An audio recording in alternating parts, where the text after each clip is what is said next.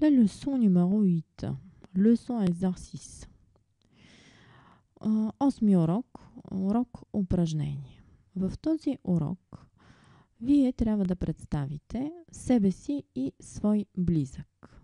Да кажете няколко думи за това как се казвате, откъде сте, какво е семейното ви положение, какво работите, къде работите, съответно къде сте роден, кога сте роден, къде живеете. И по същият начин трябва да представите и свой близък. Именно в тази връзка ще направим днес бърз преговор на сегашно просто време, както и на думичките за семейно положение, професия и числа. Общо взето, вашата презентация трябва да бъде по следната схема. Présentez-vous. Moi, je m'appelle. Тук всеки един от вас казва как се казва. Moi, je m'appelle Деница Свиленова, par exemple. Je suis. Аз съм. Тук обикновено трябва да се постави съответната професия. Професиите сме ги дали някой от тях, но със сигурност повечето от вас няма да намерят тук в табличката своята професия.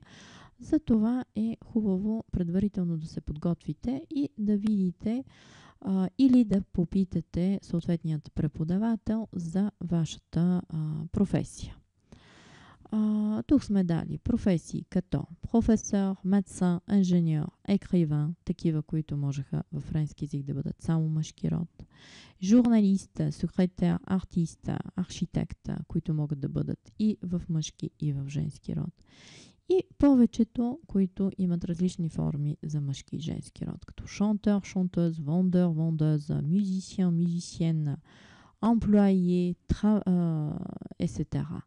Шантер, шантез, певец, певица, вендeur, вендеuse, продавач, продавачка, мюзисиен, мюзисиена, музикант, музикантка, емплоyé de бюро, чиновник и чиновничка.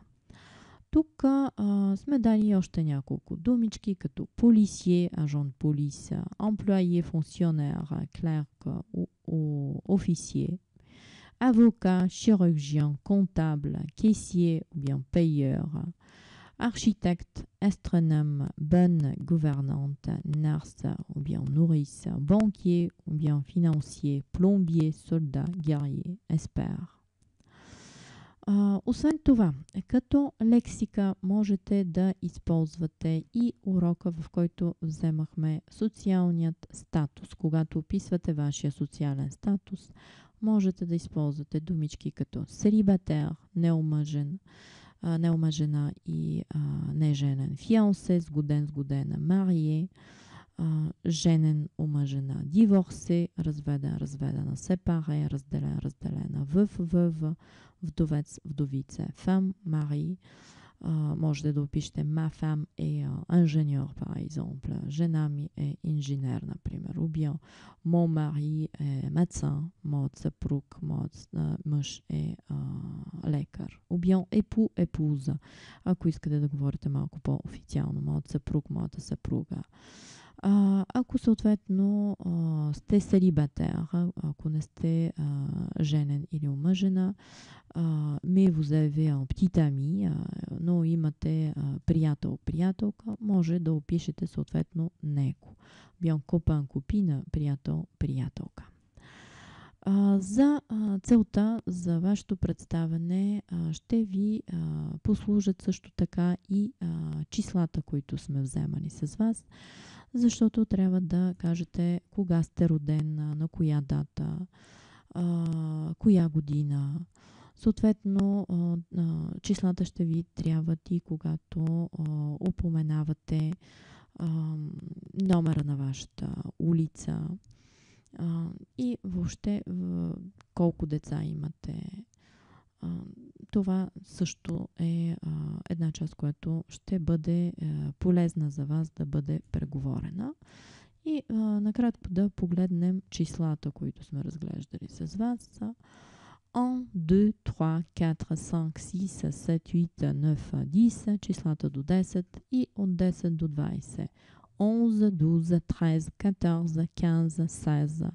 Не забравяйте, че числата 7, 8, 9 над 10 ги смятахме. 10, 18, 19, 17, 18, 19 съответно. 20. Когато имаме и едно, на френски казваме E1, 21.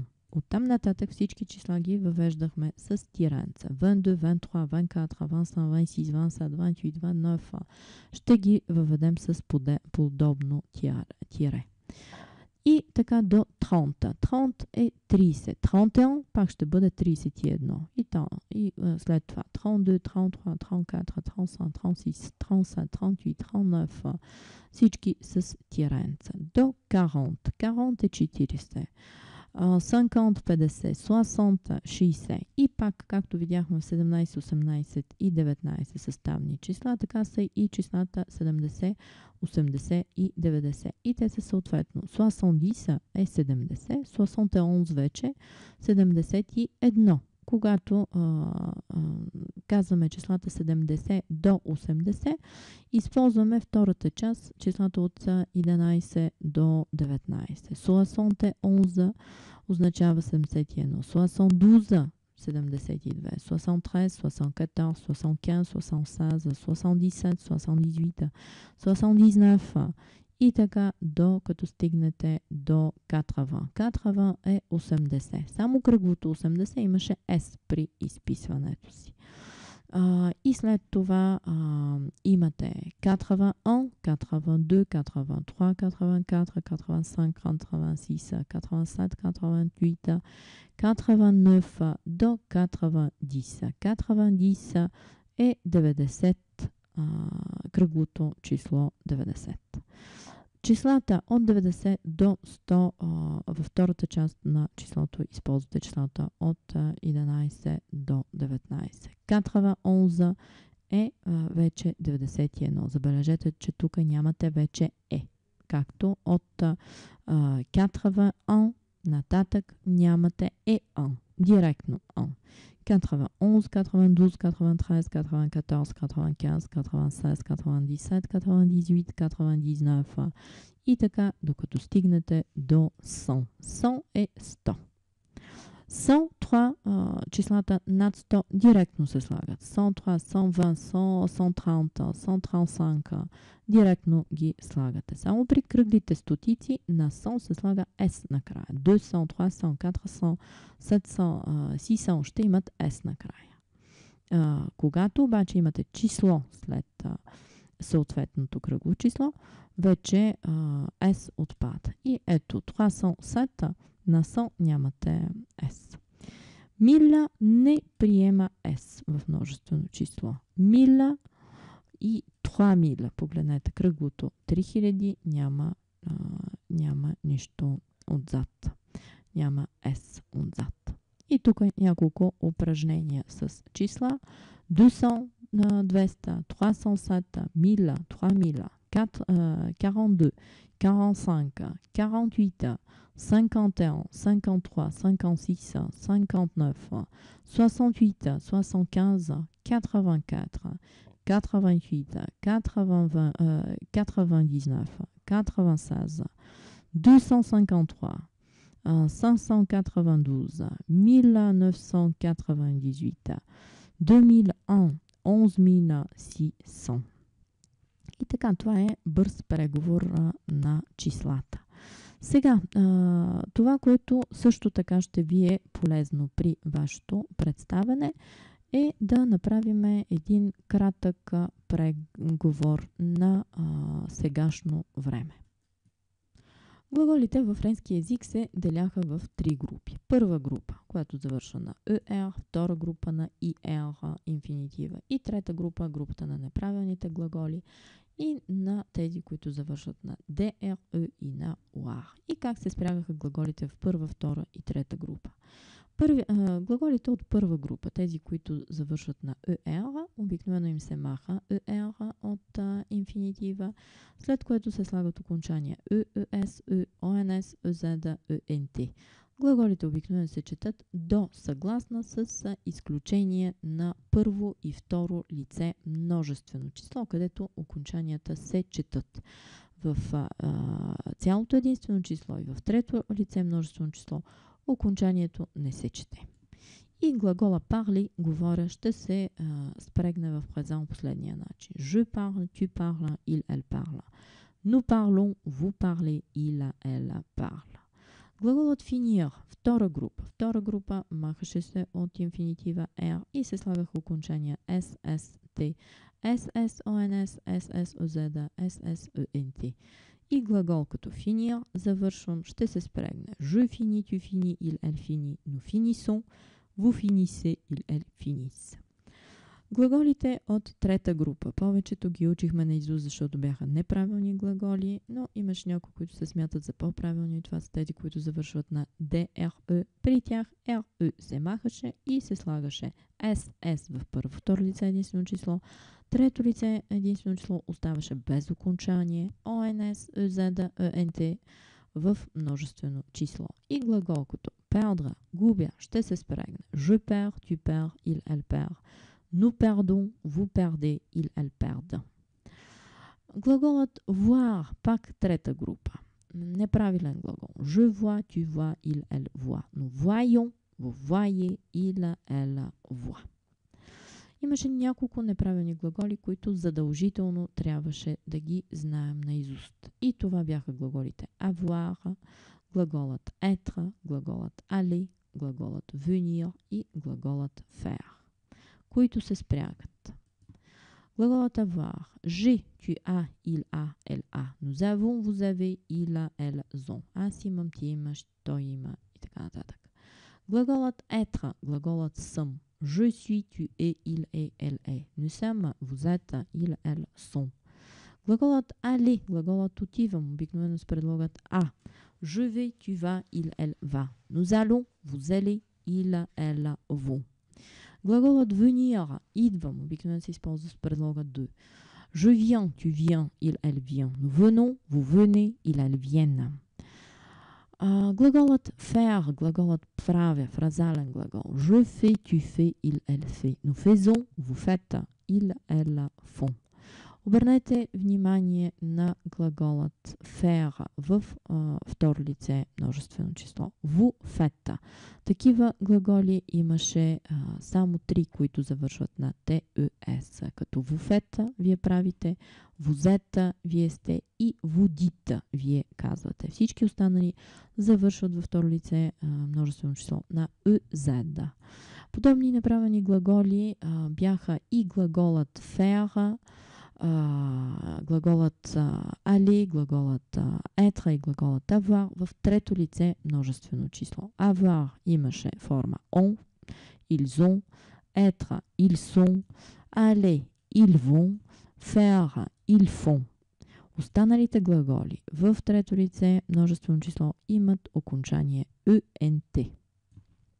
И така, хайде да преговорим и някои други глаголи, често използвани в трета група. Това е глаголът rire, смея се. Je ris, tu ris, il, elle rit. Nous rions, дава се именно заради натрупването на гласни. Vous riez, il, elle rit. Глаголът savoir, глаголът знам. Je sais, tu sais, il, elle sait. Nous savons, vous savez, il, elles savent. Глаголът pouvoir, мога. Je peux ou bien je puis, дублетна форма в първо лице единствено число. Je peux, tu peux, il, elle peut. Nous pouvons, vous pouvez, il, elles peuvent. Глаголът prendre, вземам. Je prends, tu prends, il, elle prend. Nous prenons, vous prenez, il, elles prennent. Глаголът comprendre, производен глагол от prendre. Je comprends, tu comprends, il, elle comprend. Nous comprenons, vous comprenez, il, elles comprennent. Глаголът devoir, личният трябва, в който се упоменава кой трябва да извърши даденото действие. Je dois, tu dois, il, elle doit. Nous devons, vous devez, il, elles doivent. Глаголът vouloir, искам. Je veux, tu veux, il, elle veut. Nous voulons, vous voulez, il, elles veulent. Глаголът tenir, държа. Je tiens, tu tiens, il, elle tient. Nous tenons, vous tenez, il, elles tiennent. Глаголът mettre, слагам. Je mets, tu mets, il, elle met. Nous mettons, vous mettez, ils mettent. И глаголът dire. Je dis, tu dis, il, elle dit. nous disons, vous dites, il, elle disent. И така да направим и едно упражнение, което да ви подготви с глаголите преди да започнете вашата презентация. В следното упражнение имате глагол в скоба, който съответно трябва да сложите в презент. Je le vais savoir que ton groupe préféré est Tokyo Hotel. Le verbe savoir, първо лице, единствено число, прави формата си. Je sais que ton groupe préféré est Tokyo Hotel. La deuxième phrase, второто изречение. Tu le vas comprendre, entre parenthèses, que cette passion ne doit pas prendre tout ton temps. И глагола comprendre във второ лице, единствено число, прави формата comprend. И става, tu comprends que cette passion ne doit pas prendre tout ton temps. Ти разбираш, че тази страст не трябва да взема цялото ти свободно време, цялото ти време. La troisième phrase, il se, le verbe trouver entre parenthèses, que moi aussi je suis fan de leur musique. Il se trouve, трето лице, единствено число, случва се така, че, или така е.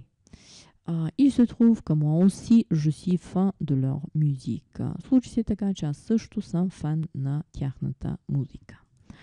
La quatrième phrase, mais en même temps, je ne, le verbe mettre, pas tout mon énergie dans cette nouvelle tendance. Le verbe mettre, глаголът mettre, първо лице единствено число, mais en même temps, je mets pas toute mon énergie dans cette nouvelle tendance. Но в същото време аз не слагам цялата си енергия в тази нова тенденция. Пето изречение. Et toi, le verbe penser entre parenthèses, que tu pourrais consacrer plus de temps au sport, par exemple. А ти, второ лице единствено число. Глагола penser, es накрая. Et toi, penses-tu que tu pourrais consacrer plus de temps au sport, par exemple? А ти, мислиш ли, че би могъл да посветиш повече време на спорт, например? La sixième phrase. Tes professeurs me, le verbe dire entre parenthèses, que tu travailles très bien. Le verbe dire в трето лице множествено число. Тук съгласуваме с tes professeurs. Tes professeurs me disent que tu travailles très bien.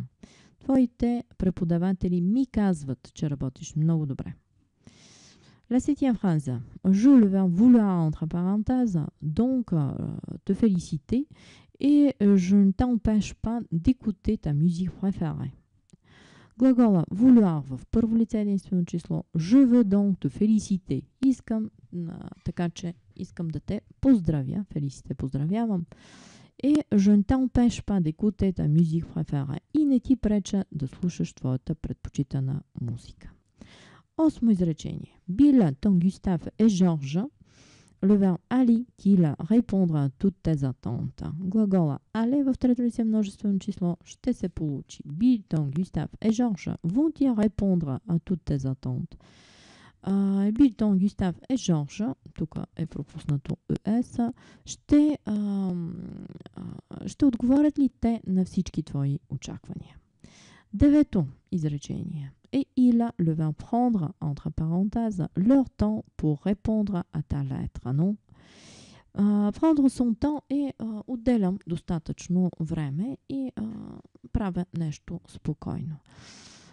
Et ils prennent leur temps pour répondre à ta lettre, non? И те ще отделят време да ти отговорят на твоето писмо, нали така? И десето изречение. Enfin, il a le verbe rester, d'adorables petits diables, n'est-ce pas? Le verbe rester се спряга в трето лице множествено число и става enfin il reste d'adorables petits diables, n'est-ce pas? И така те остават очарователни малки дяволчета, нали? Надявам се преговорът на сегашно време, на професиите и на числата, както и на семейното положение да ви беше полезен и да направите своята презентация по-лесно. Успех! Това беше краят на 8-ми урок.